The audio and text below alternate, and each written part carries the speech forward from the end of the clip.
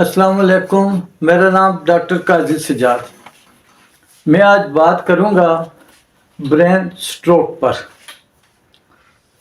Brain stroke क्या होता है?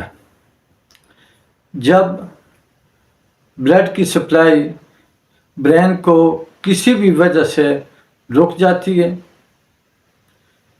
या जब ब्लड सप्लाई करने वाली आर्टरीज फट जाती हैं, उस सूरत में ब्रेन स्ट्रोक होता है। ब्रेन स्ट्रोक की तीन अक़साम हैं। ब्रेन स्ट्रोक की तीन किस्में हैं। Number 1, ischaemic. इसमें ब्लड की सप्लाई रुक जाती है दिमाग को, और ये this is the most common factor of stroke. दूसरे नंबर पर आ जाते हैं हेमोरेजिक स्ट्रोक। इसमें ब्लीडिंग हो जाती है दिमाग के अंदर या दिमाग के इर्द गिर्द के कुछ हिस्से पर हो जाती है। तीसरी इसकी किस्म है ट्रांजिएंट स्ट्रोक। इसको मिनी स्ट्रोक भी कहते हैं। इसका ड्यूरेशन आमतौर पर 24 घंटे से कम होता है, और इसके सिम्टम 24 घंटे के अंदर अंदर कम होने शुरू हो जाते हैं और ठीक हो जाता है इंसान। ये तो इसकी अक़साम। अब हम बात करते हैं कि क्यों होते हैं, काजेस क्या हैं। सबसे बड़ी वजह हाई ब्लड प्रेशर। इसमें कुछ अर्सा लोग मेडिसिन इस्तेमाल करते हैं, अपने डॉक्टर से कंसल्ट किए बगैर अद्वियात को छोड़ देते हैं, और फिर किसी भी लम्हे जब उनका ब्लड प्रेशर हाई हो जाता है, बढ़ जाता है, तो उससे स्ट्रोक का ख़तरा बढ़ जाता है, उससे स्ट्रोक हो जाता है। बाज़ का ये होता है कि बीपी नॉर्मल रहता है, लेकिन all of the sudden BP shoot कर जाता है। ये एक ऐसी इमरजेंसी कंडीशन होती है कि पेशेंट को पहले का पता भी नहीं होता और वो स्ट्रोक उसको हो जाता है। इसके अलावा हाई कोलेस्ट्रॉल और स्पेशली ट्राइग्लिसराइड्स, क्योंकि ट्राइग्लिसराइड जो हैं वो खून की नालियों को तंग भी करते हैं और खून उनसे गाढ़ा भी होता है। फिर आ जाता है स्ट्रेस। स्ट्रेस की वजह से ब्लड प्रेशर, शुगर और फैट का लेवल बढ़ जाता है। इनकी वजह से खून के अंदर क्लॉट्स बनने का अमल शुरू हो जाता है। अगर ये क्लॉट दिमाग की तरफ चला जाए तो ब्रेन स्ट्रोक हो जाता है। अगर ये क्लॉट दिल की तरफ चला जाए तो उसको हम हार्ट अटैक कहते हैं। इसके अलावा सिगरेट नोशी, जो लोग चेन स्मोकर होते हैं, इससे ये ब्रेन स्ट्रोक का ख़तरा बढ़ जाता है। शुगर, डायबिटीज़, इसकी वजह से भी ये अलामात या ब्रेन स्ट्रोक का ख़तरा चांसेस बढ़ जाते हैं। वर्जिश ना करना, जो लोग वर्जिश नहीं करते तो उनको पसीना कम आता है, जिसकी वजह से जो जिस्म से सोडियम का अखराज नहीं होता, तो ये भी एक फैक्टर है, ये भी एक वजह है कि स्ट्रोक की। पानी कम पीना। जब पानी कम पीते हैं तो वो खून गाढ़ा हो जाता है। खून गाढ़ा होने की वजह से जो सोडियम होता है उसको रिटेन करता है, रोके रखता है, जिसकी वजह से ब्लड प्रेशर हाई हो जाता है। जब ब्लड प्रेशर हाई होता है तो उसकी वजह से ये ब्रेन स्ट्रोक भी हो जाता है। जिन लोगों को मुसलसल ब्लड प्रेशर की शिकायत रहती है, उनको बहुत ही ज़्यादा एहतियात की ज़रूरत होती है, क्योंकि दिमाग को सप्लाई करने वाली ब्लड आर्टरीज आहिस्ता आहिस्ता वो वीक होती जाती हैं, और फिर जब कभी भी ब्लड प्रेशर ज़्यादा बढ़ जाता है तो वो फट जाती हैं।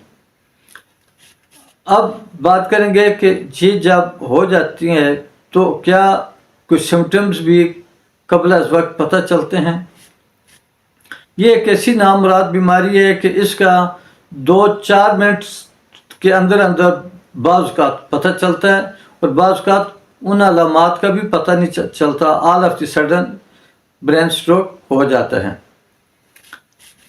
اس میں یہ ہوتا ہے کہ اگر سن پن آ جاتا ہے، جیسے چہرہ ہے، بازو ہیں، ٹانگیں ہیں، پھر بولنے کا جو اس کی زبان میں لڑکھڑاہٹ آ جاتی ہے، نظر دھندلی ہو جاتی ہے، بعض کا ایک آنکھ کی یا دونوں آنکھوں کی اس میں بینائی میں فرق آ جاتا ہے، چلنے کا جو بیلنس ہوتا ہے انسان کا وہ پراپر طریقے سے چل نہیں سکتا، بولنے اور سمجھنے کی جو صلاحیت ہوتی ہے اس میں بھی فرق آ جاتا ہے، چکر آتے ہیں اور سویر قسم کا سر درد اس کو ہوتا ہے۔ یہ اس کی علامات بھی ہوتی ہیں، لیکن یہ پہلے اٹیک ہونے سے 2-4 منٹ پہلے کچھ محسوس ہوتی ہیں، لیکن اس کا ٹائم اتنا نہیں ہوتا کسی کے پاس کہ وہ اگر اس کے پاس میڈیسنز موجود ہیں اور اس کو نالج ہے پھر تو لے سکتا ہے، عام آدمی کی بس کی بات نہیں۔ اب اس کے لیے یہ ہے کہ ڈائٹ کون سی استعمال کرنی چاہیے تاکہ برین اسٹروک کا کم سے کم خطرہ لاحق ہو سکے۔ سب سے پہلے فروٹ اس میں آ جاتے ہیں۔ فروٹ میں بھی ایپل، سیب جس کو کہتے ہیں، کیلا، یہ زیادہ مفید ہیں۔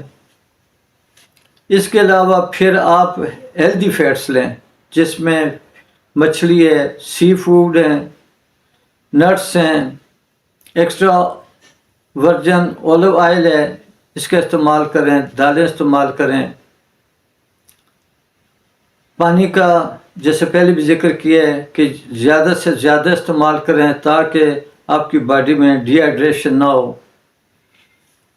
اس کے علاوہ آپ نے مرغن غذاؤں سے پرہیز کرنی ہے، کم سے کم استعمال کریں۔ جن لوگوں کو بلڈ پریشر کی شکایت ہے تو احتیاط کریں کہ وہ مرغن غذائیں، اور جو کم سے کم کوکنگ آئل ہیں ان کو استعمال کریں۔ اس کی جگہ پر اگر افورڈ کر سکیں تو دیسی گھی استعمال کریں، اولیو آئل کریں، ناریل کا تیل استعمال کریں اور سرسوں کا تیل استعمال کریں۔ یہ بہت ہی اچھا ہے سرسوں کا تیل۔ اب میں بات کرتا ہوں کہ اگر کسی کو جب یہ سٹروک ہو جاتا ہے تو اس کے بعد یہ لکوہ ہو جاتا ہے چہرے کے اوپر، لیفٹ یا رائٹ سائڈ پر، بعض کا یہ لوکلی پیرالائز ہو جاتے ہیں، کبھی بازو میں، کبھی کسی دماغ کے جس حصے پر وہ سٹروک کے اثرات پڑتے ہیں اس کے مطابق، کیونکہ دماغ کا کام یہ ہے کہ آگے میں اگر اس وقت آپ سے مخاطب ہوں تو دماغ مجھے یہ سگنل دے رہا ہے کہ میں اس طریقے سے بات کنوے کروں، میں اپنے ہاتھ کو اٹھاؤں یا چل سکوں، کھانا کھاؤں، یہ تمام مجھے سگنل ملتے ہیں، ہر انسان کو ملتے ہیں۔ تو اس کے بعد وہ پھر اس کی موومنٹ ہوتی ہے۔ تو جب یہ سگنل برین ہیمریج ہو جاتا ہے تو وہ سگنل ڈسکنیکٹ ہو جاتے ہیں، تو اس وجہ سے پھر اگر رائٹ سائڈ، دماغ کے رائٹ سائڈ پر اگر یہ اٹیک ہو جائے اس کا، تو لیفٹ سائڈ اس سے افیکٹ ہوتی ہے، اگر لیفٹ پر ہو تو جسم کے رائٹ سائڈ پر اس کے اثرات ہوتے ہیں۔ یہ ایک انتہائی پیچیدہ اور خطرناک مرض ہے۔ اس کی صورت میں سب سے پہلے تو جو ہی ایمرجنسی میں ہاسپٹل کے اندر پیشنٹ کو ایڈمٹ کروا دیں، وہاں لے جائیں، لیکن میں ساتھ ہی یہاں پر یہ گزارش کروں گا کہ یہ ایک جو ہی کسی کو یہ اٹیک ہو جاتا ہے، پیرالائز ہو جاتا ہے، تو ہومیوپیتھی کی میڈیسنز پہلے دن ہی اگر وہ ساتھ استعمال کرنے شروع کر دیں تو ریکوری 90% ہو جاتی ہے۔ جتنا جلدی ممکن ہو سکے میڈیسن اس کی ہومیوپیتھی کی استعمال کریں۔ دوسری میڈیسن جو ایلوپیتھی کی ہیں ان کے ساتھ یہ میڈیسن استعمال کی جا سکتی ہیں، اس میں کوئی رکاوٹ نہیں ہوتی۔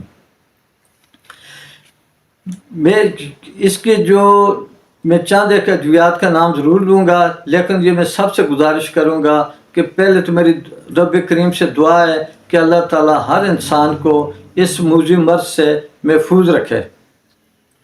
اگر کسی کو یہ فالج کا اٹیک آ جاتا ہے تو اس صورت میں اگر کلاٹ وغیرہ ہو گئے जब पता चलता है इसका सीटी स्कैन से पता चल जाता है कि ये ब्रेन हेमरेज हुआ है या क्लॉट है, तो उस सूरत में ये एक होम्योपैथ डॉक्टर ही आपको बता सकता है। मैं चंद एक अद्वियात के, जैसे अगर क्लॉट को डिज़ोल्व करने के लिए मेलीलोटस